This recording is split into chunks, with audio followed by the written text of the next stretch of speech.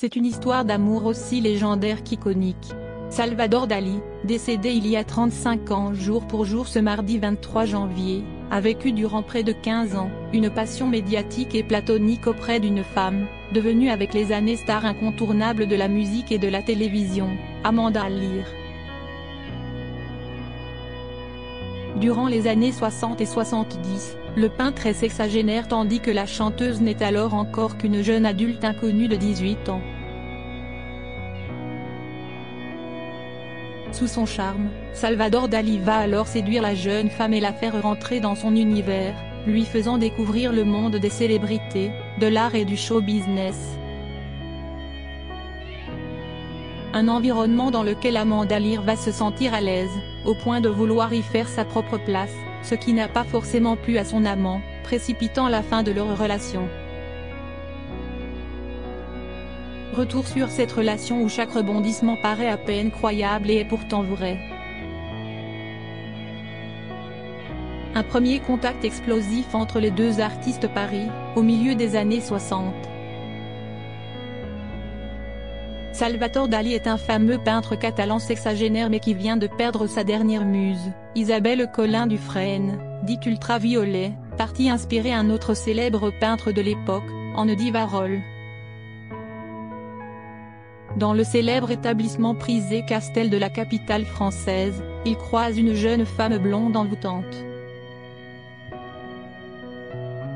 Amanda Lear, 18 ans à peine, encore étudiante aux Beaux-Arts, jeune mannequin et habituée des fêtes londoniennes et parisiennes, ensorcelle l'esprit du peintre, qui ne peut s'empêcher de l'aborder. « Vous avez la plus belle tête de mort que j'ai jamais vue » lui aurait-il alors déclaré, a rapporté la chanteuse plusieurs années plus tard, dans les colonnes de nos confrères de Vanity Fair. Pas impressionnée, elle se dit alors quel con, mais finit par craquer. J'étais tombée sous le charme de ce type qui me récitait des vers de Garcia Lorca et me comparait à la Mélancolia de Duré. Un monsieur adorable, en somme, qui vous annonçait qu'il était impuissant autour d'un thé dans sa suite d'humoristes, avec, autour, la bande chevelue de la comédie musicale Air qu'il considérait comme des anges de la Renaissance. Ainsi leur relation naît, mais déjà elle doit se frotter à un obstacle de taille. Car si le peintre est tombé sous le charme de la jeune femme, son cœur est déjà pris. Depuis plus de 30 ans, face à son épouse, Salvador Dali vend Amanda Lear comme un aspirateur des muses. Le peintre n'en a pas manqué, à commencer par Gala, la première, ex-femme du poète français Paul Éluard, et son épouse depuis 1934. S'ils ne se sont jamais séparés, Salvador Dali ne s'est jamais gêné pour ramener d'autres femmes au sein de leur foyer. Mais faire accepter une nouvelle compagne à son épouse n'était pas chose aisée, ce n'est pas une femme facile. Il va falloir faire bonne impression. Mettez du violet sur les yeux, faites bien le chignon banane, enfilez une mini-jupe aurait conseillé l'artiste à Amanda Lear avant d'opérer les présentations. À son sujet, Amanda Lear a raconté s'être souvenue d'une femme d'un certain âge, élégante et toute ratatinée, qui toussait beaucoup, ne supportait pas la fumée, ouvrait grand les fenêtres et hurlait que tout le monde sentait mauvais. Face à son épouse, Salvador Dali tente de la convaincre d'accepter cette nouvelle muse de façon étonnante. Quant à Dali, il me vendait comme un aspirateur, regardez comme elle est belle, disait-il. Tournez-vous, tournez-vous, marchez, a raconté la chanteuse de Let Me Entertain You. Gala a alors cédé aux envies de son mari, mais n'était pas pleinement convaincue. Une vie à trois, tout ce qu'il y a de plus classique. Salvador Dali a alors proposé à sa nouvelle muse de venir passer l'été dans sa maison de Porliga, en Catalogne.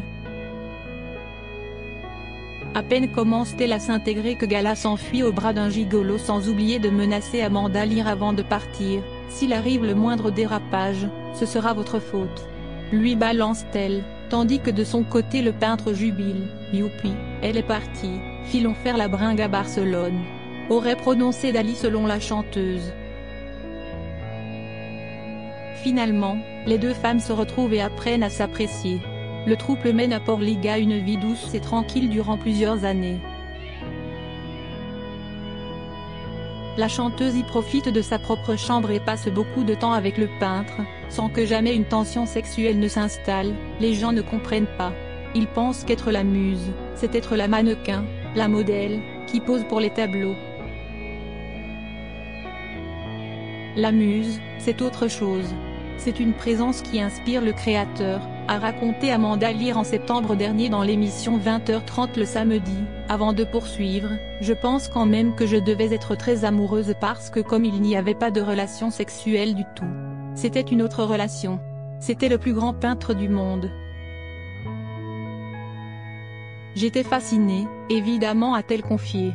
Mais de son côté, Gala Dali fatigue de sa relation avec le peintre, elle en avait un petit peu marre, au bout de 50 ans de mariage, de se taper ce vieux monsieur qui ne savait rien faire, a raconté la chanteuse. La pauvre, ce n'était pas toujours facile.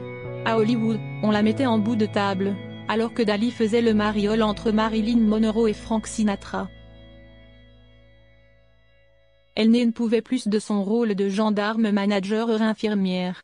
La première muse fait alors jurer à son héritière sur la Vierge Noire de Kazan de lui succéder dans son rôle auprès de Dali après sa mort en l'épousant. Malgré son acceptation, déjà, Amanda Lear, par ses ambitions, commençait alors à se détacher du peintre. Un début de carrière qui signe la fin de leur relation en 1973, Amanda Lear fait la rencontre d'un autre homme, dont elle a également été par la suite la muse, David Bowie.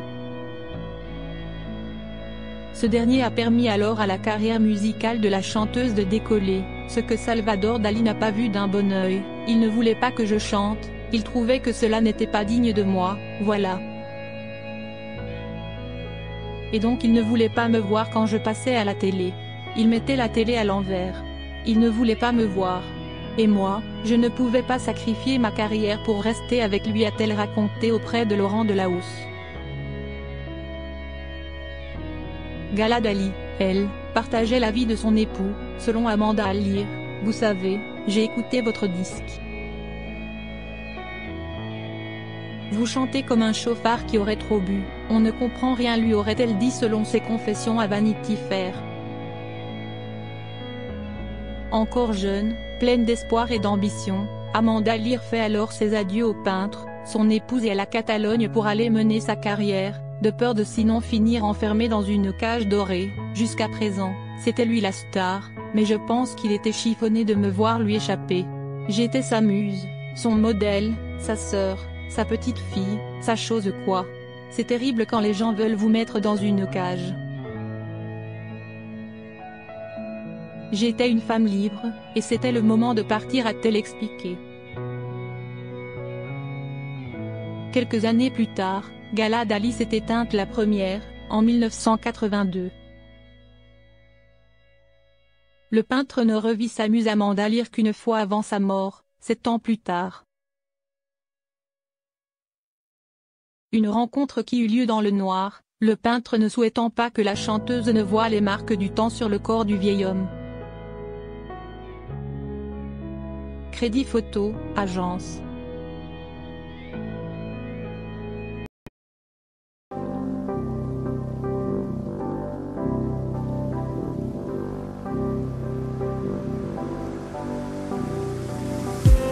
I just need